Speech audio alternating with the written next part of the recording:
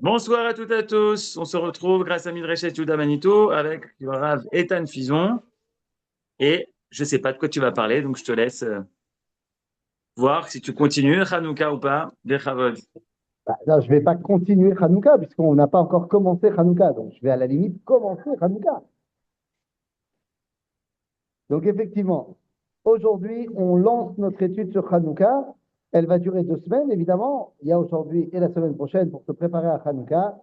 Mais aujourd'hui, on va essayer d'aborder la période d'avant Hanouka.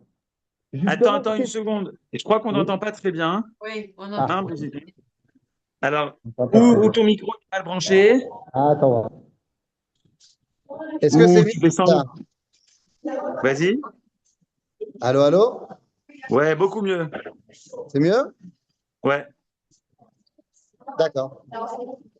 Alors, je disais que nous allions commencer d'abord notre étude au niveau de la période d'avant Hanouka. C'est-à-dire que nous allons essayer de comprendre comment est-ce qu'on arrive progressivement, et on va voir que c'est extrêmement progressif, comment est-ce qu'on arrive à Hanouka? Comment est-ce qu'on en arrive à devoir se révolter contre les Grecs? Qu'est-ce qui nous a amené à ça? Vous savez, les événements historiques d'une ampleur ne sont jamais. Ah, allô, allô, c'est bon. Les événements historiques qui ont une ampleur impériale ne sont. Attendez, il faut que je change d'endroit parce que je vois qu'ici, il y a beaucoup trop de bruit. 2 petites secondes.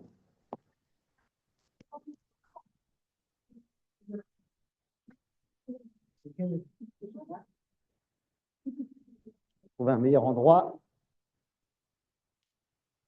Seconde. Voilà. Ça devrait être mieux ici. Yofi. Est-ce que ici, on m'entend? Faites-moi un signe. Est-ce qu'on m'entend ici? Pas bien. Pas bien. Est-ce que c'est un problème de micro ou c'est un problème de. Pas assez fort. Tout à l'heure, c'était plus fort. Attends, et là? Oui, non, non, oui. Alors, c'est peut-être moi qui ai un problème avec le téléphone. C'est bizarre. Hop là. OK. Alors, je peux essayer de rapprocher au maximum mon téléphone, mais après, vous verrez mes narines de très, très près. Non, ça marche pas là. Et, Ça marche pas? mais si tu as branché ton micro là, Oui, j'ai branché. Attends. alors mets le micro dans la bouche. Et je n'arrête pas. Tu m'entends là? Non, il est pas bon le micro. Alors, attends, attends. Attends. Débranche peut-être. Je vais parler de quelqu'un d'autre. Attends. Attends, Houston. Hop là. Hop là. Hop là, hop là. Je change de micro. Je ratouille par.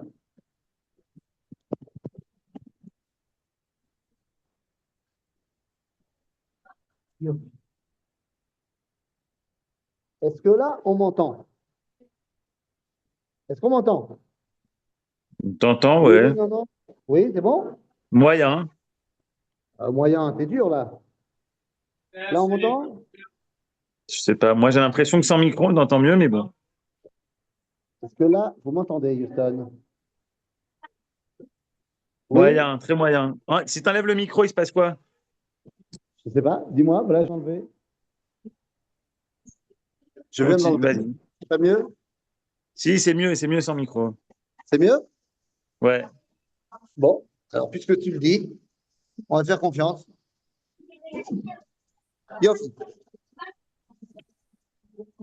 Donc, nous allons nous concentrer sur. Vous savez quoi? J'ai même une idée là.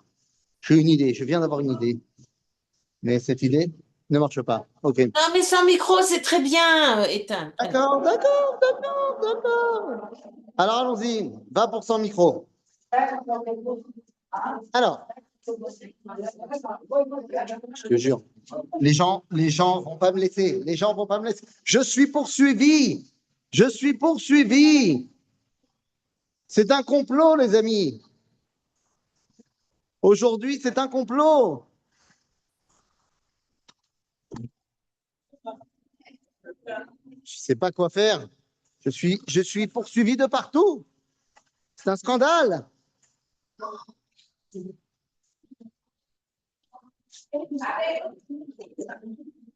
Attendez, je suis désolé. Attendez, je vais trouver une solution. Je vais trouver une solution. Petite seconde.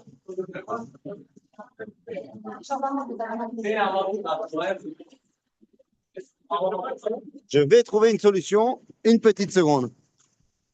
Je vous reprends dans une seconde.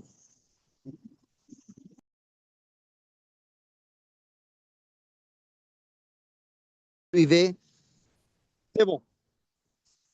Top. Alors les amis, comme on a dit, nous allons étudier aujourd'hui la fête évidemment de Hanouka, mais en fait, on va commencer sur la période pré-Hanouka pour essayer de comprendre comment on en est arrivé là. Comment est-ce que tout d'un coup, ou est-ce que justement pas tout d'un coup, on décide de se révolter contre l'Empire grec? Vous comprenez bien que les changements d'ordre impériaux, parce qu'on parle d'Empire grec, les changements qui ont une telle incidence sur le monde ne se font pas en 5 minutes. Qu'est-ce qui va faire que, par exemple, si on parle de la Deuxième Guerre mondiale et de l'avènement de l'Allemagne nazie, eh bien, ça ne se fait pas en 5 minutes. C'est tout un processus qui va faire que l'Allemagne va tomber dans le nazisme. Ça ne se fait pas en 5 minutes. Et l'Allemagne nazie n'a finalement régné que depuis 1933 jusqu'à 1945, il n'y a eu que 12 ans du Troisième Reich. Et pourtant, il a fallu 20 ans, presque 20 ans, pour mettre le Troisième Reich en place. C'est-à-dire, c'est à partir de la Première Guerre mondiale que l'idée du Troisième Reich se met en place dans la tête du petit moustachu. Donc, 20 ans pour mettre en place des changements qui vont durer 12 ans. Alors, vous imaginez bien que si on parle d'un changement ici qui va avoir une portée bimillénaire, eh bien, les choses ne se mettent pas en place du jour au lendemain. Alors, qu'est-ce qui s'est passé? Comment tout cela commence? Vous le savez, nous sommes en l'an de grâce, moins 330, et le monde vit un chamboulement qu'il n'a pas connu depuis belle lurette. Je vais même te dire mieux que ça, il n'a jamais connu ça. C'est-à-dire que pour la première fois, un homme va décider de conquérir le monde. Ça n'était jamais arrivé. Personne n'avait jamais osé espérer conquérir sans relâche. Il y avait des empires, l'empire de Babylone, bien sûr, il y a eu les Égyptiens, mais à aucun moment l'Égypte, peut-être qu'ils avaient envie, mais en tout cas, dans les faits, à aucun moment l'Égypte n'a réussi à avoir une hégémonie sur la moitié du monde connu. Alors que Alexandre, lorsqu'il va faire la bataille de Gogamel, voilà, Gogamel, ça c'est une belle bataille, c'est la bataille dans laquelle il va battre Darius III, où en fait il va battre l'Empire perse. Jusque-là, Alexandre était un roi qui était en train de gagner du terrain en Europe, mais lorsqu'il arrive à battre l'Empire perse, eh bien ça va lui ouvrir les portes jusqu'à tout l'Est, jusqu'à la fin de l'Empire de Babylone perse, et il va arriver jusqu'aux portes de l'Inde. Donc en fait, Alexandre va régner sur un royaume qui est depuis l'Espagne jusqu'à l'Inde. Mamash yoter mihodou ve'ad kush. Quand on dit que Achashverosh, lui, il régnait mihodou ve'ad kush, bah en fait, c'est la moitié, simplement, de ce sur quoi régnait Alexandre. Donc, il s'agit d'un bouleversement dans le monde entier. On n'a jamais vu ça. À l'intérieur de ce bouleversement, il y a le petit pays qui s'appelle Israël. Israël, à ce moment-là, n'est pas un pays indépendant. Israël est une province perse. Depuis l'an moins 586, il y a eu la destruction du temple et la destruction de Jérusalem par les Babyloniens. Et 52 ans plus tard, les Perses ont battu les Babyloniens, ce qui fait qu'Israël est devenu une province perse. Durant cette période-là, il y a eu des moments où ça allait, où les Perses étaient avec nous tolérants, comme à l'époque de Koresh, lorsqu'il fait la déclaration Koresh, comme à l'époque de Ezra et de Néhémia. Mais il y a eu des moments aussi plus compliqués, à l'époque de Achashverosh, l'histoire de Purim. Mais même dans les moments compliqués, les Perses sont très loin. C'est-à-dire qu'il n'y a pas véritablement de Perses à l'intérieur d'Israël. Il y a des représentants, il y a d'un contingent militaire, mais il n'y a pas le Perse du quotidien. Il n'y avait pas non plus les Babyloniens du quotidien. C'est-à-dire, pour ceux qui ont été amenés à Babylone, ils ont été influencés par les Babyloniens, c'est évident. Pour ceux qui ont habité à Shushan-Abira, ils sont influencés par Shushan-Abira. Mais ceux qui étaient restés habités en Israël, et c'était une grande partie, finalement, les Perses, les Babyloniens, on les a vus de loin. Les Grecs, c'est une autre histoire. En moins 330, Alexandre arrive à Jérusalem. Enfin, pas à Jérusalem, il arrive en Israël. À ce moment-là, Israël est aux prises avec les habitants du Shomron. Comment s'appellent les habitants du Shomron? Tout simplement les Shomronim, les fameux Samaritains. Messieurs, dames, je pose une question, j'imagine que vous connaissez la réponse. D'où viennent les Samaritains? À part de Paris, dans le magasin de la Samaritaine. Mais à part ça, d'où ils viennent? Est-ce que ce sont des autochtones? Pas du tout. Les Shomronim ont été amenés en Israël il y a de cela, si on se dit qu'on est en 300 ans, moins 330, il y a de cela 400 ans. Il y a 400 ans, lorsque le royaume d'Israël, vous savez, le royaume du Nord, a été détruit par Sanchériv, il a emmené le peuple juif du Nord d'Israël en exil et il y a mis à la place des habitants qui étaient de Kout. Kout, c'est un pays qui est proche du Turkménistan actuel. Et il les a mis à notre place en Israël, ce qu'on appelle les Koutim. Maintenant, vu qu'il les a placés dans un endroit qui s'appelait Shomron, petit à petit, les habitants Koutim se sont fait appeler les Shomronim, parce qu'ils habitaient dans le Shomron. Pourquoi est-ce que cette région s'appelait Shomron? Tout simplement parce que les rois d'Israël avaient créé une ville qui s'appelait Shomron. La Samarie, Samaria, comme disent nos Américains. Donc, les Shomronim sont des gens qui sont en bisbise avec les Juifs du Sud. Lorsqu'Alexandre arrive, il arrive par le nord d'Israël, et donc il va d'abord rencontrer les Shomronim. Une fois qu'il les rencontre, les Shomronim lui disent, écoutez, votre majesté, au sud, vous allez voir, il y a un temple à Jérusalem, il va falloir le détruire parce qu'il ne vous aime pas beaucoup là-bas. Et donc, Alexandre arrive avec ses soldats vers Jérusalem. Il est en marche. Il faut bien imaginer que l'armée d'Alexandre, quand elle marche, j'ai envie de te dire que tout le monde a très, très, très, très, très, très, très peur. Aucune ville qui se tenait devant Alexandre n'est encore là pour en parler. Et donc, à ce moment-là, le chef du peuple juif, à ce moment-là, c'est le Kohen Gadol qui s'appelle Shimon HaTzadik. Il décide de faire quelque chose qui est interdit par la halakha, par la loi juive. Il sort du Beth Amikdash avec ses habits de Kohen Gadol et il va à la rencontre d'Alexandre. Cette rencontre-là est mentionnée dans le Talmud, mais elle est également mentionnée dans les mémoires de Cléarchos. Alors Cléarchos n'était autre que le scribe, le secrétaire d'Aristote. Aristote était le précepteur d'Alexandre. Alors à la fin de l'histoire, ils se sont un petit peu embrouillés tous les deux et ils n'étaient plus vraiment ensemble. Mais au début, Aristote suit Alexandre dans toutes ses conquêtes. Lorsqu'ils arrivent en Israël, il se passe quelque chose que personne ne pouvait imaginer. À la vue de Shimon HaTzadik, Alexandre descend de son cheval bucéphale et se prosterne devant Shimon. Les généraux ne comprennent pas, toi le roi du monde. Et Alexandre de leur répondre, depuis qu'on est parti en guerre de Macédoine, à chaque fois qu'on est à la veille d'un combat, je vois une silhouette qui nous bénit, et grâce à lui on gagne les combats, et maintenant je me rends compte que c'est lui.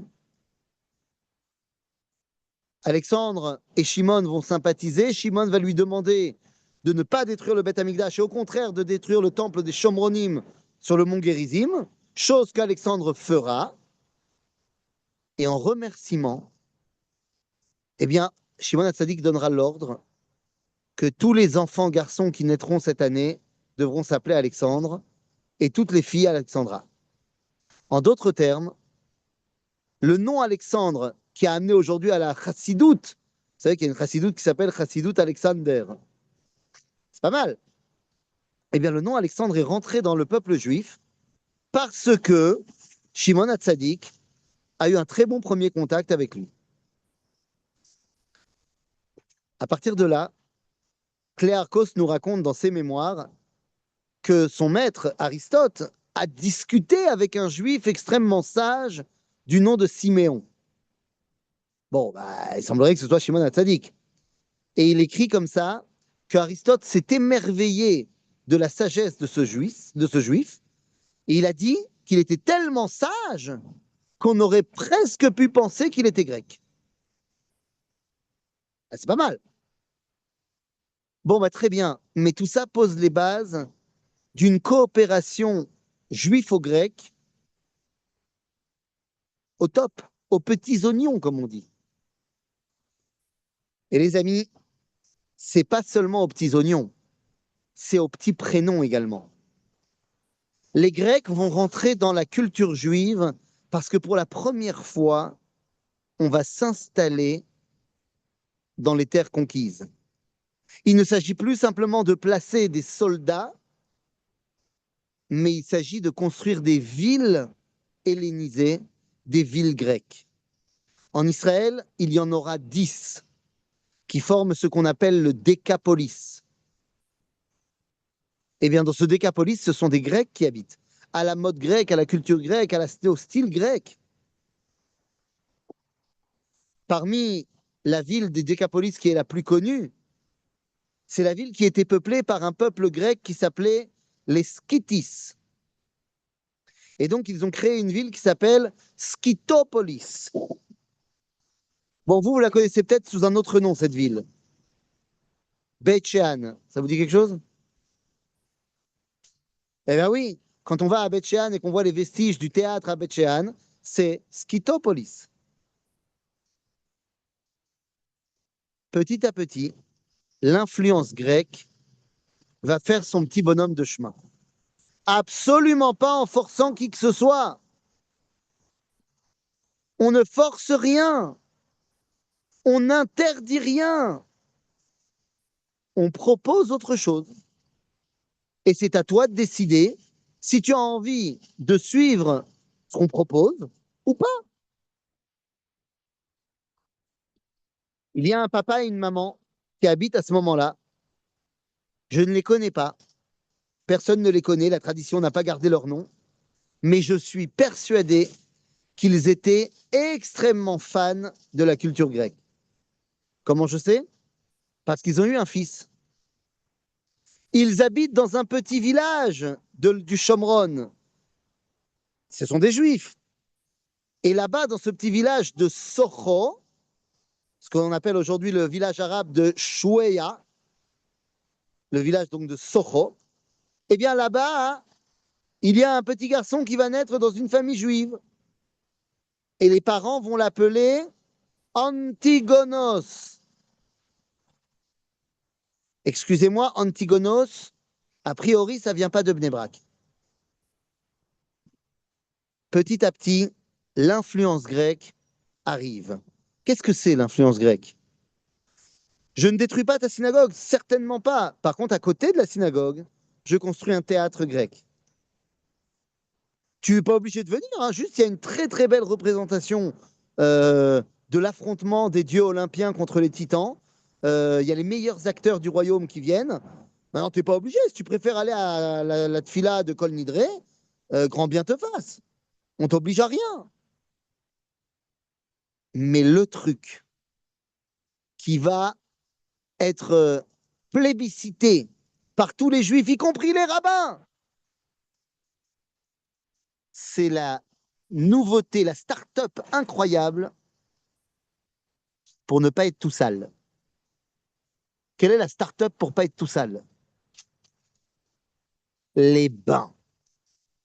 Mais les amis, nous qui sommes comment on dit, des mefounakim, nous, on va dans notre baignoire, on prend la douche, ça nous paraît évident. Mais les amis, de quoi on parle? C'est un ridouche. À l'époque, si tu veux te laver, tu vas au fleuve. Ou alors tu prends un seau d'eau chez toi et tu te débrouilles. Vous savez ce que ça veut dire d'aller au bain? Je me rappelle qu'un jour, j'ai été envoyé par l'agence juive en France, j'étais à Marseille, ils m'ont pris un hôtel, Ribono Shel Olam. Je leur ai dit, vous voulez mettre les shlichim de l'agence juive dans les mêmes conditions que les Mahapilim, que ceux qui sont venus dans l'Exodus? Il m'avait mis dans un hôtel, la chambre, je plaisante pas, elle faisait une taille, mais fallait pas être trop gros pour la chambre. Et bon, à un moment donné, je cherche les toilettes, mais il n'y en a pas. Ni toilette, ni salle de bain, ni douche. Il fallait que je traverse l'hôtel pour aller dans l'autre étage pour avoir les toilettes qui sont communs aux deux étages. Alors, bon, ça nous fait rigoler, mais à l'époque, c'était le grand luxe. Bon, bah, les amis, le bain des Grecs, c'est la Géoula. Les Romains vont perfectionner encore plus les termes, mais déjà à l'époque grecque, c'est la Géoula. Donc, est-ce qu'on y va ou est-ce qu'on n'y va pas? Qu'est-ce que vous en pensez? On y va ou on n'y va pas? Bah, il n'y a pas de problème, a priori, d'aller prendre un petit bain. C'est séparé, les hommes et les femmes. Bon, certes, les termes sont décorés. Et par exemple, à Akko, il y a un terme qui est le terme d'Aphrodite, où il y a des statues et des peintures d'Aphrodite. Bon, ça va. C'est vrai que c'est une déesse d'idolâtrie. Mais bon, les rabbins disent on a le droit d'y aller parce qu'on n'y va pas pour ça. Bon, d'accord, mais tu crois que tu n'es pas influencé un petit peu? Et puis, il y a un grand problème. Les Juifs ont un grand problème parce que les Grecs sont très sympathiques. D'ailleurs, vous savez, toutes les femmes juives, quand elles voient un Grec arriver, ça change de leur barbu avec des habits en laine de berger. Là, ils voient un mec rasé de près, une musculature incroyable, une petite toge qui découvre un fessier extraordinaire, un vrai athlète olympique. Et voilà notre petit juif qui arrive au terme. Bon, évidemment, les termes, ça se fait tout nu. Donc, il enlève ses habits, Hermès. Et le problème, c'est que tout d'un coup, il se retourne et il doit affronter le regard accusateur de tous les Grecs qui sont là-bas, parce que notre juif, comment vous dire, il lui manque un petit quelque chose. Si vous voyez de quoi je parle. Et les juifs commencent à se poser la question comment faire pour ne plus faire différent dans le paysage. Comprenez que les Grecs ne sont pas du tout là pour faire la guerre à qui que ce soit. Ils ont gagné la guerre. Les Grecs veulent tout simplement helléniser toute une population. Pour ce faire, ils n'imposent rien. Et c'est ça qui marche le mieux.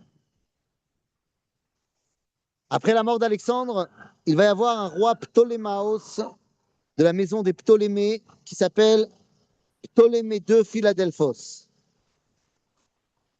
Et Ptolémée II est un érudit, est un amoureux de la sagesse.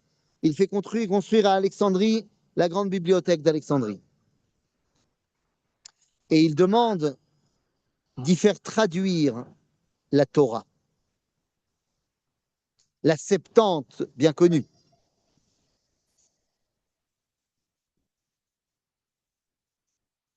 La Septante bien connue. Alors, attention, qui va traduire? Ce sont des rabbins. Est-ce que vous croyez que le monde entier est contre moi ce soir?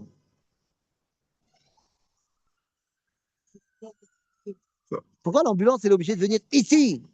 C'est quand même fou. Bon, Bekitso. Ce sont des rabbins qui sont invités de Jérusalem pour traduire la Torah en grec. Les Juifs d'Alexandrie, lorsque le Targum a été terminé, les Juifs d'Alexandrie étaient en liesse. C'est marqué dans le livre qui s'appelle La lettre d'Aristéas à Philocratès. Je vous rassure, et Aristéas et Philocratès, ce sont des Juifs. Mais bon, ça fait quand même maintenant presque 70 ans que les Grecs sont là. On est quand même pas mal assimilés. À Alexandrie, les Juifs font la fête lors de la traduction de la Torah en grec. Ils la lisent au roi qui va pleurer de joie. Il va même mettre la Torah traduite à côté des écrits de Platon et d'Aristote. Et pourtant, le Talmud nous dira que le jour où la traduction de la Torah en grec a été terminée, les ténèbres se sont abattues sur le monde le 8, le 9 et le 10 Tevet. C'est l'une des raisons pour lesquelles on jeûne le 10 Tevet. Makara! Ils ont traduit la Torah en grec, ils lui ont pas fait honte, ils l'ont pas brûlé, c'est pas les nazis, c'est pas un autodafé. Nachon, c'est tellement plus insidieux.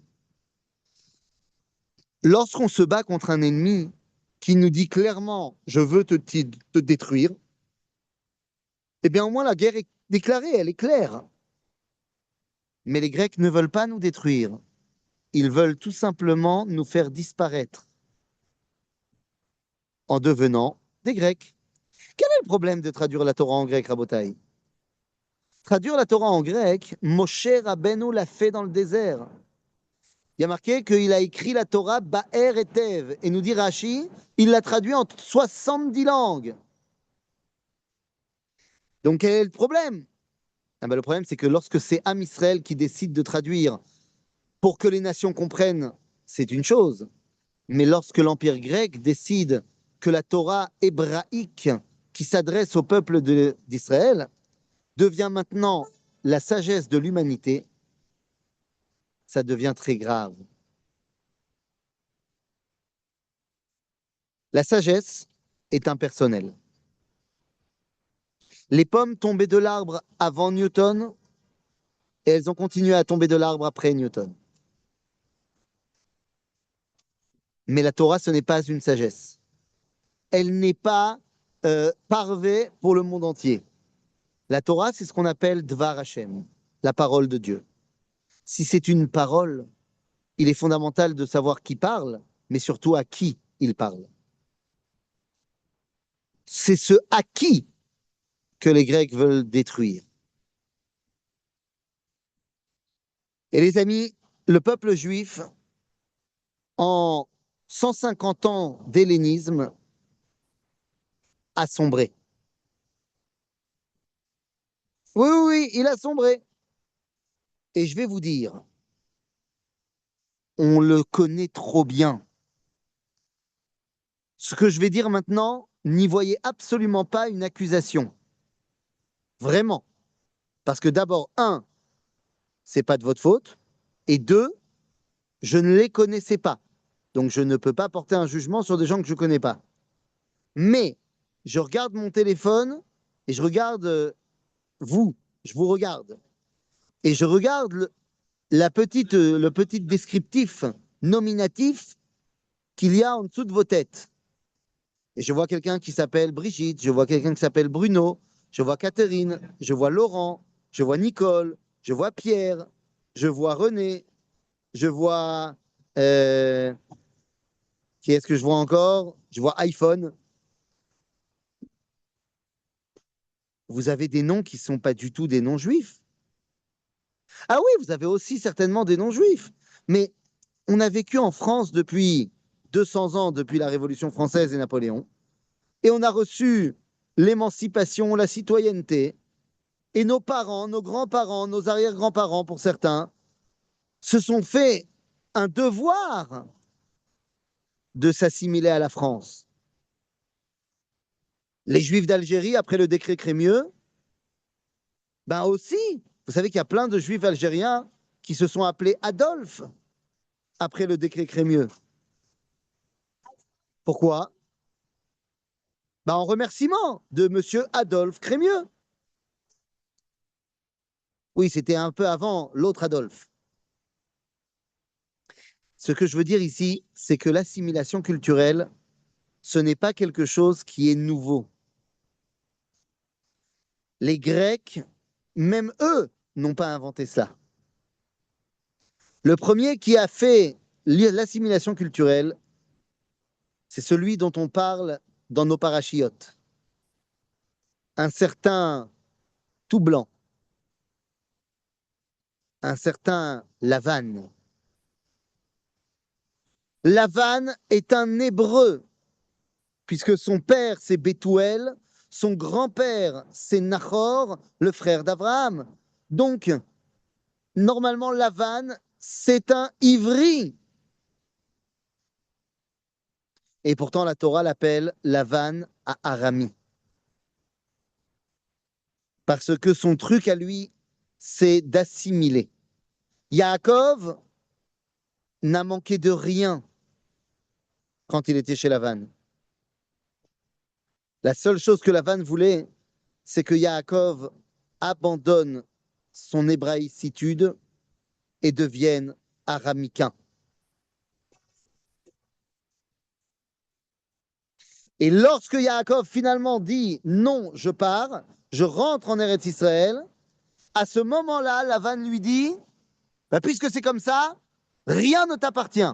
Abanot banai, ve'atzon tsoni, ve'kol asher ata roe lihu. Tout est à moi.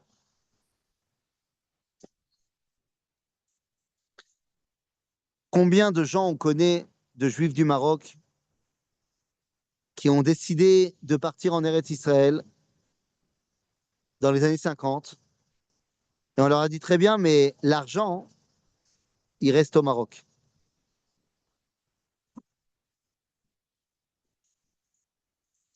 À la période grecque, tout le monde, et quand je dis tout le monde, c'est sauf des exceptions, mais l'écrasante majorité se gréquise. Vous savez que lorsqu'on dit dans Alanissim, Me'atim mul rabim, qu'on était peu contre beaucoup, c'était vrai sur le champ de bataille, que les soldats de Yehuda à Maccabi étaient beaucoup moins nombreux que les soldats grecs, certes, mais c'était vrai aussi dans les villes, qu'on était beaucoup moins nombreux à être fidèles au judaïsme. Parce que ça fait tellement plaisir d'être grec. Le paroxysme de l'hellénisation d'Israël va arriver lorsque le nouveau roi séleucide, Antiochus IV, va nommer un nouveau Kohen Gadol. Et ce Kohen Gadol, ce nouveau Kohen Gadol, eh bien, sera tout simplement un homme du nom de Ménélaos. Ménélas. Ça fait pas très bnébrakien, ça non plus. Un homme qui a acheté le droit d'être Kohen Gadol, il est Kohen de base, mais il a acheté la Keuna Gedola. Mais regardez son nom, Ménélas. On est bien loin de Aaron à Cohen.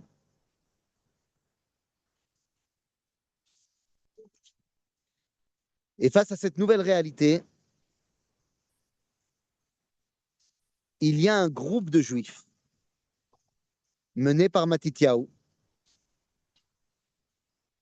qui décide de profiter d'une campagne militaire menée par Antiochus en Égypte pour destituer Ménélas. Le bruit court que le roi grec est mort au combat, donc on va destituer son copain pour essayer de remettre un Cohen comme il faut au Beth Amikdash. Seulement, voilà le hic.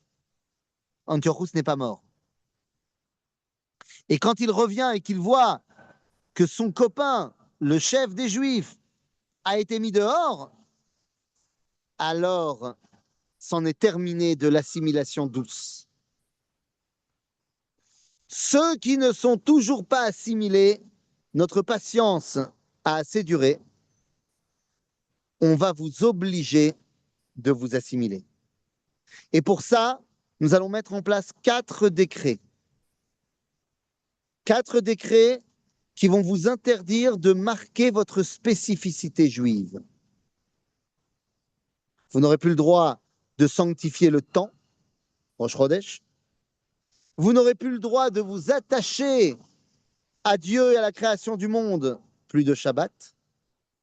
Vous n'aurez plus la possibilité d'étudier les parties particulières à vous, peuple juif, plus de Torah orale. Et vous n'aurez plus le droit d'être différent de nous dans le corps, plus de Brit Mila. Et pour couronner le tout, pour bien faire comprendre à toutes les femmes d'Israël que leur future progéniture sera grecque, nous mettons en place le droit de cuissage.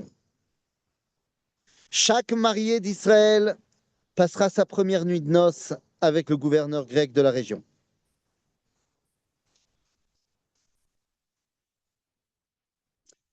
Et la réaction du peuple ne se fait pas entendre.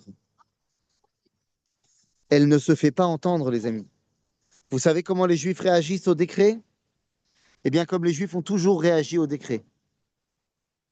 On se cache et on attend que ça passe. Vous connaissez l'histoire des toupies? Mais l'histoire des toupies, elle est dramatique.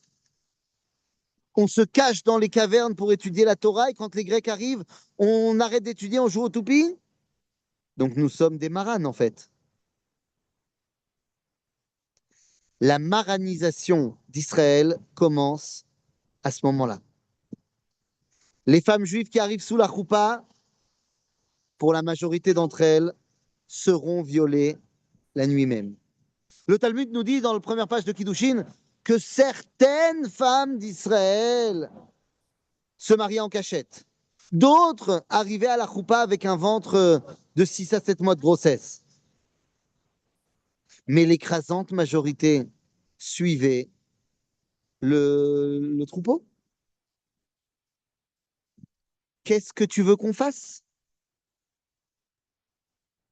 On nous persécute, on veut plus de nous. La majorité des Juifs.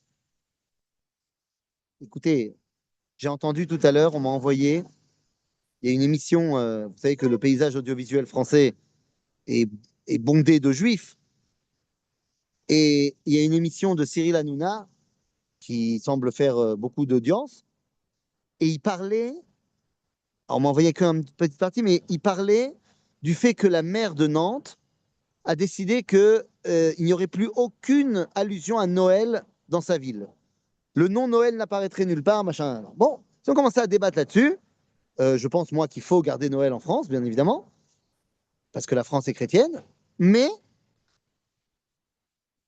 tous les Juifs du plateau ont pris la défense de Noël, et jusqu'au moment où une certaine Valérie Benaïm a dit, mais enfin, le sapin de Noël, c'est œcuménique. Quelle que soit la religion, tout le monde a un sapin de Noël. Juifs, musulmans, chrétiens, tout le monde a un sapin de Noël en France. Alors, je la soupçonne de ne pas connaître tous les Juifs de France, mais d'un autre côté, je ne la soupçonne pas. J'ai confiance en elle que tous ses amis juifs ont un sapin de Noël chez eux. Parce que c'est pas chrétien, ça va, c'est culturel. Vous connaissez cette nouvelle mode qui est arrivée à Paris? Dans les familles juives, religieuses, voire traditionnalistes, plus. On met pas de sapin de Noël là-bas. Par contre, on fait une grande Hanoukia qui fait 2 mètres de haut, 1,50 m de haut, et on met tous les cadeaux au pied de la Hanoukia. Si ça, c'est pas de l'influence culturelle, je ne sais pas ce que c'est. Les amis, voilà comment pendant 150 ans, même plus, 180 ans, 180 ans, grec, bon, l'influence grecque va être extrêmement présente en Israël. Et donc finalement, la révolte de Hanouka vient après des générations qui se sont gréquisées. Mais des fois, on est même hellénisé religieusement. À l'époque grecque, on va changer le nom de l'Assemblée des rabbins, qui s'appelait jusqu'à présent Anshe Knesset Agedola, c'est-à-dire Knesset Agedola, la grande assemblée d'Israël, et maintenant on l'appelle le Sanhédrin. Mais Sanhédrin, c'est un mot en grec. C'est-à-dire que même l'Assemblée des rabbins, elle porte un nom grec. La fête la plus juive aux juives, Pessah. Eh bien, à partir de maintenant, le moment culminant de la soirée, le moment où on mange ce qui nous rappelle le Korban Pessah. Seulement, à leur époque, ça ne nous rappelle pas, il y a encore le Beth Amikdash. Donc, ils font le Korban Pessah. Et vous savez comment s'appelle cette partie-là de la fin du repas? Pas Korban Pessah, Afikomanes. Encore un nom grec.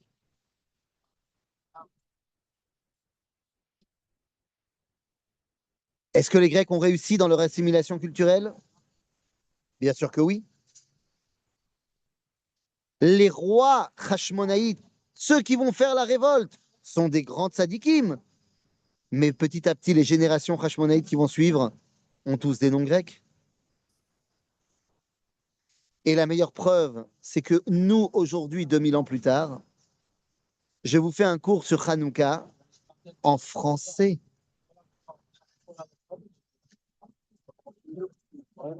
Je vous invite tous, d'ailleurs, dimanche soir, je ne sais pas si c'est à 20h ou 20h, mais je vous invite dimanche soir à vous inscrire sur le site de Orot Vekelim pour la très grande conférence qui sera donnée dans la synagogue du Rav Eric Belaïch à Mekor Chaim, enfin dans la salle en dessous de la synagogue. Grande conférence du Rav Yoel Ben Arouche qui va nous expliquer les secrets, d'après la Kabbalah, des Nérot de Hanouka. Mais il y aura un chauffeur de salle en première partie qui sera moi-même et qui présentera son tout premier et nouveau livre. Oui, parce que je sors mon livre, qui est sur Hanouka. Mais il est écrit en français. Est-ce que c'est pas la plus belle défaite à l'hellénisme que j'ai écrit mon livre sur Hanouka qui parle d'identité en français? Ben non, j'ai écrit en français pour que Bezrat Hashem, les prochains, on puisse les écrire en hébreu. Mais c'est de ça qu'on parle. Toute l'histoire de Hanouka, c'est le moment où on a dit c'est plus possible cette hellénisation. Il faut qu'on mette un stop avant de devenir complètement grec. Ce stop et comment il s'est déroulé, eh bien c'est ce que nous verrons dans la deuxième partie, la semaine prochaine. Chazak ou Balzac. Si vous avez des questions, à vous de jouer. Comment se fait-il qu'un traité du Talmud porte le nom de Sanhédrin? T'as vu? C'est pas mal, hein? Mais parce que les traités du Talmud, alors d'abord, ils viennent de la Mishnah. La Mishnah, elle est écrite en l'an 200. Mais en l'an 200, la culture, elle est gréco-romaine.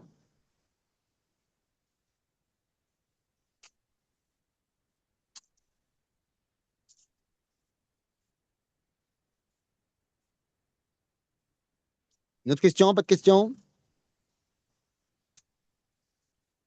Non? Eh bien, les amis, si vous n'avez plus de questions, je n'ai plus qu'à vous souhaiter la bonne soirée. Et venez dimanche, il paraît que ça sera très bien.